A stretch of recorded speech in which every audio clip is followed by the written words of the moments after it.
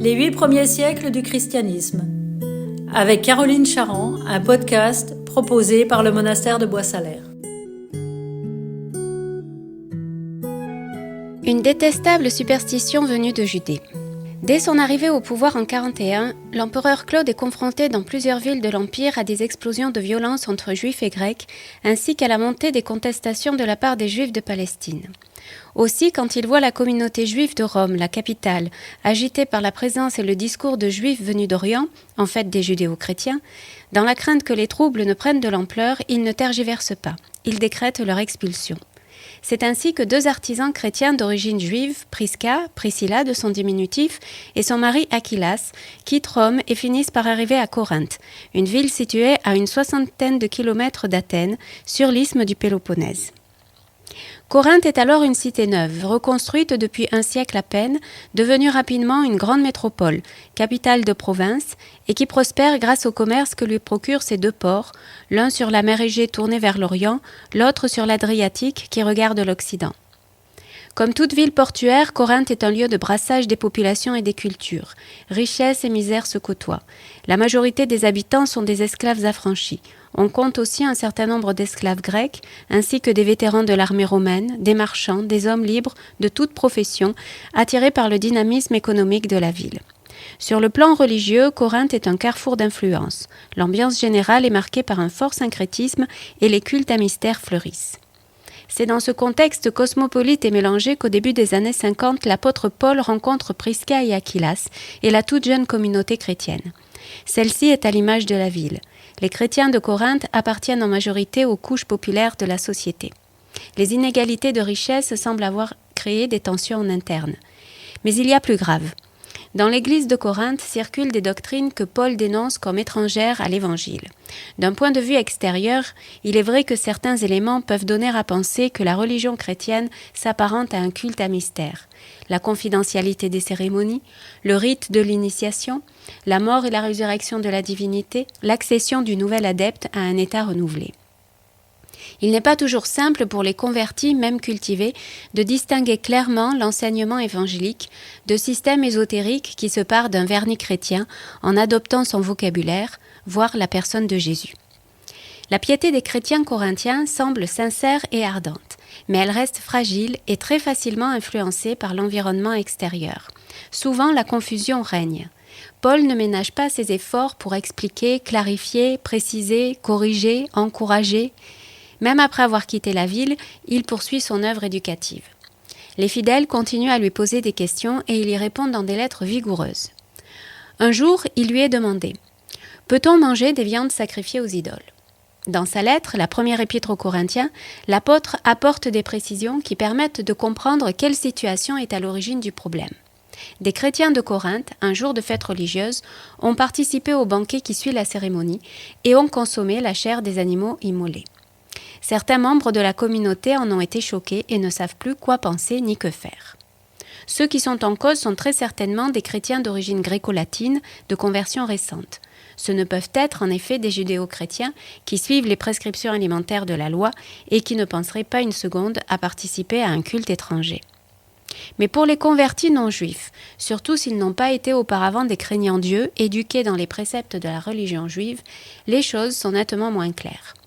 Peut-être parce qu'ayant eux-mêmes grandi dans le polythéisme, habitués à la pluralité des dieux, ils ne ressentent pas encore l'exclusivité radicale, sans concession, qui s'attache au culte du Dieu unique.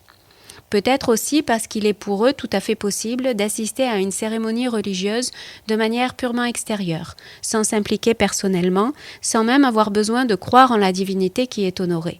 Puisque nous l'avons vu la dernière fois, la religion romaine dissocie la croyance et le rite et n'attribue l'efficacité de la prière qu'au rite correctement exécuté. En revanche, elle-même ne se dissocie jamais de son versant politique. Les fêtes religieuses fondent et alimentent le sentiment d'appartenance à la cité et au-delà à l'Empire. En y prenant part, les habitants accomplissent leurs devoirs civiques, patriotiques et sociaux. Sachant tout cela, dans sa réponse, Paul avance avec prudence, nuance et surtout pédagogie. Il n'interdit rien de manière péremptoire et ne situe pas le sujet sur un plan moral. Il s'efforce de faire comprendre aux anciens polythéistes en quoi la participation à ces fêtes est contraire à leur nouvel état de chrétien et quel danger elle comporte. Pour cela, il combat catégoriquement les idées fausses qui peuvent s'immiscer dans une foi chrétienne encore trop peu enracinée, comme la croyance, plus ou moins magique, que la viande immolée posséderait une puissance que lui aurait conféré le sacrifice. À la question « Peut-on manger des viandes sacrifiées aux idoles ?», l'apôtre finit par répondre « Fuyez l'idolâtrie ». C'est-à-dire, sachez reconnaître et ainsi éviter toute situation, tout comportement où existe le risque de commettre un acte idolâtre, c'est-à-dire blasphémateur envers Dieu. C'est aussi ce que les apôtres et les anciens réunis à Jérusalem avaient voulu signifier en prescrivant aux convertis non-juifs de s'abstenir des souillures de l'idolâtrie. C'est donc exactement pour la même raison que ni juifs ni chrétiens ne se joignent aux fêtes religieuses. Et cela ne pose pas de problème, pour le moins au tout début. Les Juifs, on le sait, en sont légalement dispensés et rendent à leur manière un culte pour l'Empire. Tant que les Romains et tous les autres peuples considèrent les chrétiens comme une branche du judaïsme, leur absence est tolérée. Mais au fil du temps, les choses changent. Les situations de troubles dans les communautés juives causées par la présence de chrétiens se multiplient. On s'aperçoit que les Juifs leur sont hostiles et qu'ils les chassent de leur synagogue. La bascule se fait au cours des décennies qui séparent les deux guerres que les Juifs de Palestine mènent contre Rome. La première pendant les années 66-73, au terme de laquelle, nous l'avons vu, le temple est détruit et Jérusalem quasiment rasée, et la seconde en 135, qui se conclut sur une nouvelle défaite juive. Entre ces deux dates, le judaïsme, religion d'un peuple vaincu et sévèrement châtié par les vainqueurs, se reconfigure en profondeur. Il perd la diversité qui le caractérisait jusqu'alors. Les pharisiens sont désormais les seuls gardiens de l'héritage religieux d'Israël. Ils veulent en réaffirmer avec force l'identité. Il n'y a donc plus de place, ni pour les prosélytes, ni pour les craignants Dieu, ni même pour les judéo-chrétiens, pourtant si fortement attachés aux traditions de leurs pères. Ceux-ci sont dès lors considérés comme des hérétiques et exclus du culte synagogal. La Septante, qui était utilisée par toute la diaspora, est désormais considérée comme un texte chrétien et de ce fait rejetée, puis remplacée au début du IIe siècle après Jésus-Christ par la nouvelle traduction en grec d'Aquila, nettement plus littérale. Les pharisiens contestent aussi l'interprétation chrétienne des Écritures et la personne même de Jésus n'est pas épargnée par les calomnies.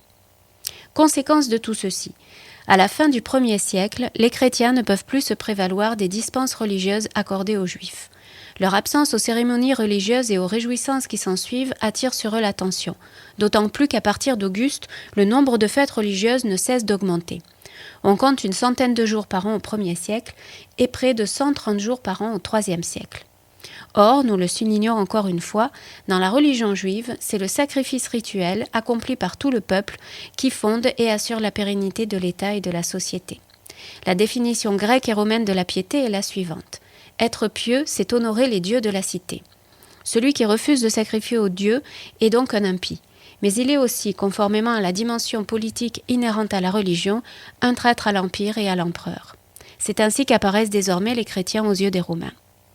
Dans le même temps, la prédication chrétienne se poursuit très activement et fait connaître certaines caractéristiques de la nouvelle foi, notamment que les chrétiens confessent un dénommé Christ comme Dieu. Les Romains ne sont pas gênés par l'idée d'un homme déifié. Eux-mêmes, dans le cadre du culte impérial, vénèrent les empereurs défunts à l'égal de Dieu. Mais si on y regarde de plus près, qui est-il ce Dieu chrétien ? Non pas un empereur qui s'est couvert de gloire par ses conquêtes ou par la qualité de son gouvernement des peuples, mais un homme crucifié, c'est-à-dire un homme mort de la mort la plus infamante, la plus honteuse qui soit, la mort réservée aux esclaves rebelles et aux bandits misérables. Une mort que les Romains regardent avec horreur et dégoût.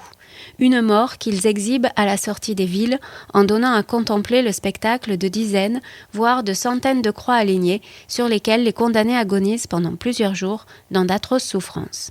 C'est de cette mort qu'a péri le Dieu des chrétiens. La foi chrétienne ne correspond en rien à ce qui définit la religion aux yeux des Romains, à savoir une ancienneté pluriséculaire et la fidélité à la tradition des ancêtres.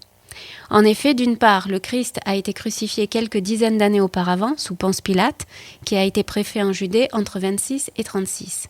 Et d'autre part, les chrétiens ont abandonné la religion juive à l'intérieur de laquelle ils sont nés. sans compter les gentils qui ont eux aussi abandonné la religion de leur père. Les auteurs latins, notamment les historiens Tacite et Suétone, qualifient la nouvelle doctrine de détestable et méprisable superstition. Elle n'est pour eux qu'un ramassis de croyances sans fondement, dangereuse même, car elle vient d'Orient. Or, il est communément admis à l'époque que l'Orient s'adonne particulièrement à la magie, à l'occultisme et aux sortilèges de toutes sortes. On a tôt fait de faire des chrétiens des mages et de leurs rites des pratiques de sorcellerie. Les chrétiens posent aux Romains cette difficulté, celle d'être incompréhensibles, insaisissables à partir de leur catégorie de pensée ordinaire. Ils sont en vérité tout ce que les Romains ne sont pas. Ils vénèrent ce qui est méprisé et méprisent ce qui est vénéré. Chez les Romains, temples et statues foisonnent. Les cérémonies religieuses sont publiques, tout est visible, affiché. À l'inverse, le culte des chrétiens se déroule dans la clandestinité. Ils ne disposent ni de temples, ni de sanctuaires et ne font aucune représentation de leur Dieu. Ils se réunissent chez les uns, chez les autres, dans des maisons privées. Et ceux qui ne sont pas baptisés ne peuvent assister au repas eucharistique. Cette partie confidentielle de la cérémonie chrétienne alimente bien des élucubrations. L'opinion publique ne tarde pas en effet à accuser les chrétiens de se livrer aux pires turpitudes, depuis les pratiques de débauche collective et d'inceste jusqu'aux meurtres rituels d'enfants avec anthropophagie, en passant par l'adoration d'une tête d'âne, etc. Notons que ce genre d'accusation n'est spécifique ni aux chrétiens ni à l'époque. Au cours des siècles, dans différentes sociétés, on les trouve régulièrement portés contre des minorités non assimilées, des groupes déviants, qui apparaissent par leurs valeurs ou leur mode de vie comme une menace pour le reste de la population. Au Moyen-Âge, en Occident par exemple, elles sont récurrentes contre les Juifs et contre les hérétiques. L'accusation suprême faite aux chrétiens, qui résumerait toutes les autres, reste celle de misanthropie, que l'on peut traduire par la haine du genre humain. Les chrétiens sont qualifiés de misanthropes car ils se tiennent à l'écart de la vie publique et vivent en marge du mode de vie gréco-latin commun aux habitants de l'Empire, en marge de la grande civilisation gréco-latine qui se définit à l'inverse comme humaniste, amie de l'homme, donc philanthropique. Aussi, dès que surgit une difficulté ou une catastrophe, une disette, un tremblement de terre, un incendie, la faute en est imputée aux chrétiens contre qui se tourne la vindicte populaire. On y voit la conséquence naturelle de leur impiété. L'hostilité des populations polythéistes de l'Empire à l'égard des chrétiens grandit et finit par conduire à des actes de violence contre eux, des phénomènes de pogroms spontanés ou des dénonciations. Ce sont les premières persécutions que nous découvrirons la prochaine fois.